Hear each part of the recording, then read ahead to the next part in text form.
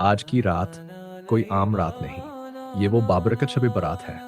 वो रात जब आसमान दुनिया पर अल्लाह की रहमत मूसलाधार बरसने लगती है, जैसे कोई माँ अपनी सारी मोहब्बत अपने बच्चों पर निछावर कर दे। ज़रा तसव्वुर कीजिए, वो बुलंद अर्श इलाही जहाँ रब कायनात अपने बंदों की तरफ रहमत भरी निगाह डाल रहा है और वो पुकार रहा है, कोई है जो मुझसे माफ़ी मांगे, मैं सब कुछ माफ़ कर दूँ।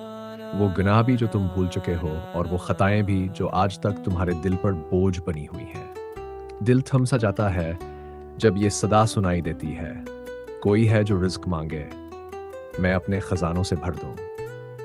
वो खाली हाथ जो तंगी से टूट चुके हैं, मैं उन्हें सुकून और बरकत से भर दूं।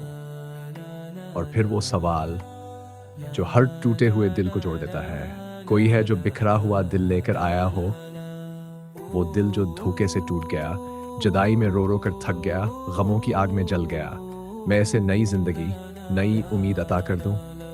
आओ आज इस रात अपने आंसुओं को मत रोको, अपने गुनाहों पर नदामत से रो, दिल की गहराइयों से तौबा करो। जैसे कोई बच्चा माँ की गोद में आकर सस्कियां लेने लगता है।